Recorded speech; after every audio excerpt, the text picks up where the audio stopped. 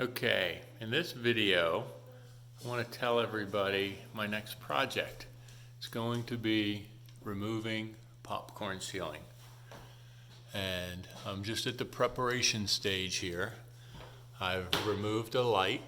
And this is a front doorway. And I have a room to the left that I've sealed off with plastic. And a room to the right that I've sealed off with plastic. I have a bathroom door that I've sealed off with tape. A closet door I've sealed off with tape. Here's the end of one of the hallways that I basically just took painter's drop cloth and taped it to the wall. And here's another hallway. So from the front door, you get a perspective of how big this is. You know, just a lot of different angles. And you'll see I already have my split ladder here with the scaffolding.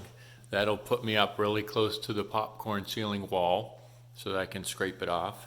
And I also, this is my latest purchase with, I started getting Ryobi tools, and this is a light that can be converted to electrical outlet, and the battery would hook up there also, but I have it plugged in since I'm going to be using it a lot. And there's a mount that I was able to rig up an extra bolt and attach it to my tripod, so I can easily move it around and raise and lower it based on this old camera tripod I had. But that'll help me get set up. I'm not worried about doing anything to the floor to cover it up, because all this popcorn ceiling is just going to fall down and I'll be able to sweep it up.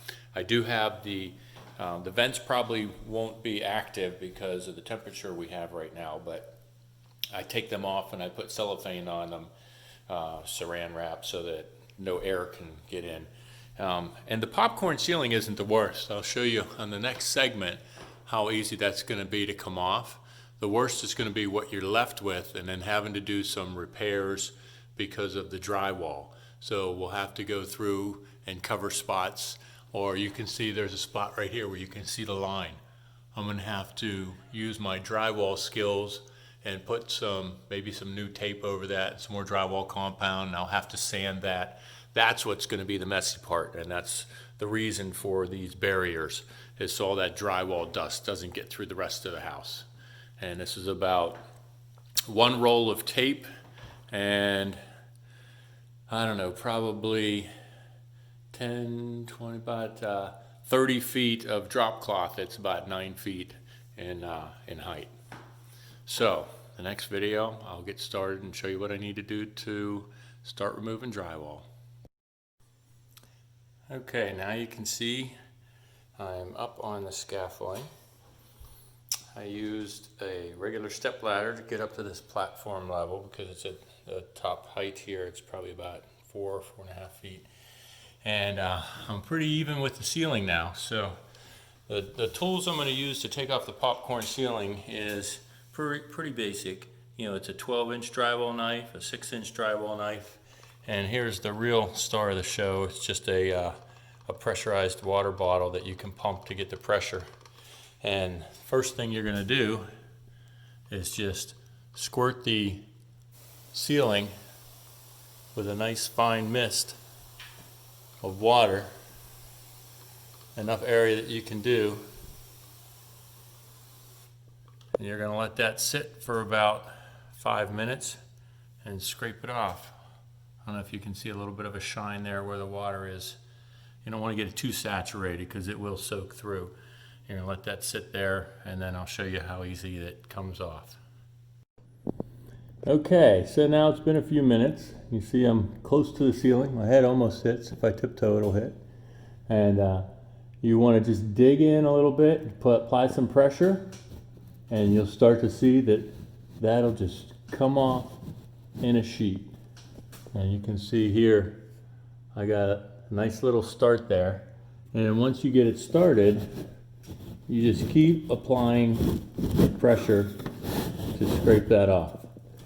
And I'm going to keep going here, but if you want to catch it, you see that it's all going to fall on the floor. But again, it doesn't create that much dust. And I'm just going to keep going. You can hold a bucket under here, or something to do one-handed, but it's easier for me. I'm just going to let it all fall and then clean it up off the hardwood. Okay, I haven't gotten down off the ladder yet, but you can start to see the difference between popcorn ceiling and no popcorn ceiling. You know, it's about a 3 to 3.5 foot swath, and you can start to see where the seams are and how they drywalled the nails or screws. And then I stand up, you can see the debris it leaves. So nice coated white floor, but that'll be fairly easy to sweep up. So now I'm gonna move my scaffolding, do another section. Okay, here is a pile of popcorn ceiling. That's probably about 20 inches around or so. And so far I've done this main section. So from the front door, it's probably about 12 feet by, I don't know, 8 feet maybe. I still have that section of the hallway and that section of the hallway to get to my barrier. But that was probably about an hour's worth of work. You can see maybe a little gouge here and there that I'll have to take care of with a drywall compound. But it's not too bad. And you can see where that crack was. That little bit of a separation right there I'll need to fix as well. Okay, so there's the pile of popcorn ceiling on the floor. And I'm done with this section of the hallway. It's not too bad. Ceiling's in pretty good shape. Might only take 1 or 2 coats of drywall patching. And I have to go around the edges because there's, you know, some caulk and some debris there. I'll have to do some detail work, but that's about 2 hours of work and about 30-40 pounds of popcorn ceiling. Here's a continuation of the popcorn ceiling removal. The ceiling looks pretty good, but what you end up with is on the edges where the quarter round is, you'll see there will be a little bit left that we'll have to scrape off with a smaller brush or a smaller putty knife. And then on my particular wall, this crown molding tends to get in the way because what they'll do is they'll put caulking in place. And so what you'll want to do is take your knife and go on an angle and be able to cut through that caulking. And then you'll end up with strings like this that you should be able to pull off. And then you can just rub it with your finger and make sure that that gets nice and smooth there. You'll end up putting another bead of caulk there, but that way it gives you a nice surface to paint against. And again, we have to scrape that a little bit better and do some drywall compound if there are gouges, and then we'll be able to paint right up to the edge and then run a new bead of caulk right along there to make sure we're covering any gaps, because you'll be able to see that once you remove some of that caulk, you'll see some gaps again that you'll need to fill in.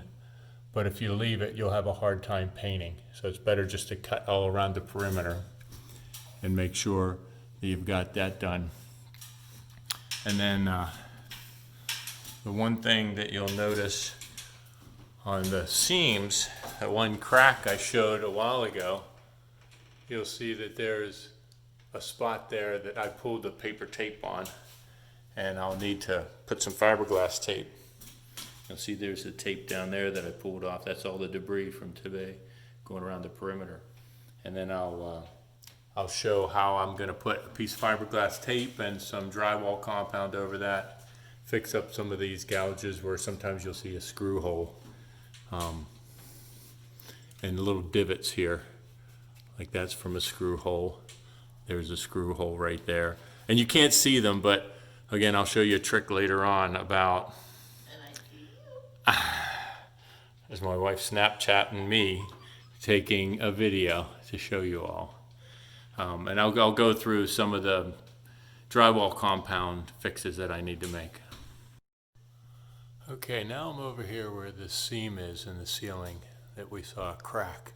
And you can see how I pulled the old piece of tape off, and here's one piece versus the other piece, and they put a piece of paper tape, and they would typically put some drywall compound underneath the tape that helps hold it in place, and then they cover it. But what I use is more of this fiberglass tape. So you can see that it has a mesh and it's sticky on one side, so you can quickly adhere it to the drywall seam, and then you can put mud over top of it and you don't have to worry about it. So you can see here I started putting that in place, and you even see a little separate strand here. Don't worry about that, you can just cut that off. So you're basically going to press that in place, and I've already cut this to size, and you're just going to go over that old seam, press it in place, and then we're going to fill it over with drywall compound, and then that'll give it some structural integrity, and it'll help hold it together a little better than that old piece of paper tape. So I'll show you the drywall compound next. Okay, here's a typical bucket of drywall compound. I usually get a bigger bucket, but this one it's a little lighter weight, and it supposedly has dust control, so that when you're sanding it, it's not that hard. And you can tell that I got a nice little blob on there. We're going to go up to this seam here, and then you're just going to squeeze that on there, and then you'll come lengthwise to go put that on. And you'll just do this the whole way, and I'll show you what it looks like when I'm done with it. Okay, now you see that I've completely covered that tape, and you can see that I have a nice thin layer of drywall compound on there. You don't want to play around with this too much. You're going to have to come back and sand anyway. You'll see a little bit here in the edge. You'll end up with these little swirls like that, but those will sand out pretty easily. And again, this is a couple pass process. I like using a 6-inch drywall knife. That's my go-to because it's not too small, it's not too big. But eventually what you'll do, you see we can get a little hair there. But eventually what you'll do is you'll put, you can take the hair out. You'll put a little wider path over this with a bigger knife. You can get a 10-inch knife and a 12-inch knife, and your goal is to smooth this out over time in different passes so that you can't even tell that that was a seam there. So now I have to let that dry, sand it, and then add some more thin layers. Okay, now here's what a seam looks like, and you have to figure out whether or not you're going to need to do a lot of work on it. It's kind of hard to tell when you're just looking straight on it. So one of my biggest tricks for you is to have light come up such that you're even with the surface. Then you can see all of the blemishes.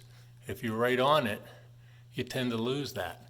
But if you're right beside it, you get to see all of the blemishes. So what you can do is sand that, see if it comes out, and if it doesn't, or if there's dips like that, those are the ones you'll have to fill in. So you can see I've got a little bit of sanding to do here to see what it's going to look like, and then I might have to add a little bit of drywall putty here to smooth it out. Same thing with all these other little divots. You'll have to take a look at those to see whether or not you're going to need to fill them in. And you can see there's a depression there with that one, so you'd need to fill it in. Okay, this is what the first coat of drywall compound should look like. You can see all the little screw or nail holes that were there, and I put a little drywall compound over those. This is that one seam. You can see it's kind of dark. That'll lighten up as it dries, where that seam is. I had another seam by the wall here. I did the same thing. This will sink in a little bit. You don't want to put too much on at one time because it's going to shrink and crack. But all of the big joints sanded out well, and I'm not going to need to put much filler. You see I needed to put a little bit on that edge there. But for the most part, once you run your hand across it and you see that it's nice and smooth and you do your light test, you can see that that's in pretty good shape. After I sand it, after all this dries, I might be ready to just do a second coat over those seams and then be ready to paint. But we'll see. We'll do the light test again after I do another sanding. So until next time. I should note that after the first sanding, this is what you're left with on the floor. I didn't have enough drop cloths to cover the entire floor, but this is really fine dust. Unless you're going to grind this into the floor, it's not going to create much of a problem then get over top of everything, which is why I have these barriers. So I think I'm reasonably sure that I've contained all the dust, that it would just fall right down, land on either the drop cloths or the floor, and just be able to take the drop cloths out, shake them up, and vacuum the floor after I'm done sanding. So we'll see. But it is kind of messy. You'll end up getting drywall dust all over you, your arms. It's good to use a respirator, or at least a dust mask, so that you don't get all of this in as you're breathing. Okay, it's been 24 hours since I put drywall compound on this one seam, and I wanted to give you a close-up of what it looks like. You can see that there's still a pretty big gap there. You can see that little swirl from what I showed yesterday when I was spreading it, and you can see how it's dried here, and that'll flake off. So you could just you can see how this is lower. We're going to need another pass, and so you have two choices here. You can either just go ahead and add on top of this, or you can sand this first before you put your next layer on. And I like to sand it first because you get a much smoother path when you put that second pass on there. And I think it comes out a lot easier and quicker when you do that. And same thing with this over here on the wall that I saw here. So you can see this is still sunken in quite a bit, and it'll be, that one I don't really need to sand much at all because it was a much smaller area and you'll get it smooth, so I can just apply another layer right on top of that. And again, you want to go a couple of passes instead of trying to do it the full thickness you need to start with, because you end up having problems with shrinkage. And then I have to take a look at this one up here. You can kind of see that line going there. And I was hoping to try to avoid having to pull that piece of paper tape out. But that's really coming through, so I might need to just go ahead and rip that out and start over there on that seam. Otherwise, might be disappointed by the time we get to painting it. I'm ready to remove popcorn ceiling from this section now. You can see where I've walled off that other section I already finished. You can see the joint there and the beginning of the popcorn ceiling, and that's a little escape clause for right now, but I'm going to have to seal myself in because you can see this is more of like a 4-foot by 10-foot section that's smaller, and then I have this whole entryway covered as well. So I've really just got all my supplies in here to get ready. Taped the two doors closed. I did want to mention that I turned the air off too, because this is a big cold air return, and so if the air would turn on while I'm removing the popcorn ceiling, it's not only going to clog that up, but it's going to mess up my my sealed room as well, because it'll try to pull air and there's no air to come in. So I'll kind of go through here and show you from the other side. Now you can see this was the side I recorded earlier, and that's where the barrier was, and the barrier was a little bit past that, but now you can see it's got a nice clean edge. It's easier to seal off, and the floor after I moved the drop cloths wasn't too bad. I just had to sweep it up. You can see a little bit of dust still, but it's minimized. And now you can see the rooms are open, and that really did a good job of sealing so that no dust got into either one of these big rooms. I cut that piece to use for over here, so I just reused the plastic. Just have to be careful that the tape doesn't attach back to the plastic again. So I'm ready to go and finish that other section. I'm going to try to do as much as I can in one day while I'm in there. Okay, it's time for the light test. You can see some minor imperfections that the paint will cover up, but this one right here is not minor. So when you see something like this, you're going to have to do another pass of drywall compound, put it on a little heavy, and then when you sand it, blend it all in so you won't see that. Because if you paint over top of that, you sure would see that after you're done painting. Other areas look pretty good and they'll cover up nice.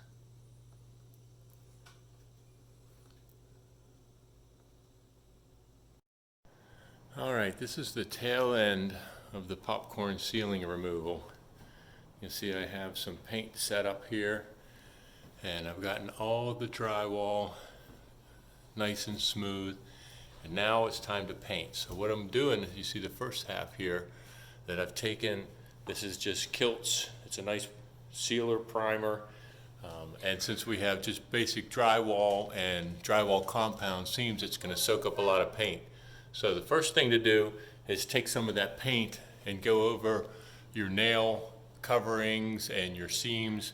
Just do a first coat. You don't need to do the whole ceiling, because then we'll go over it with another coat, and then hopefully one coat of flat ceiling paint after that, and we'll be done with the ceiling.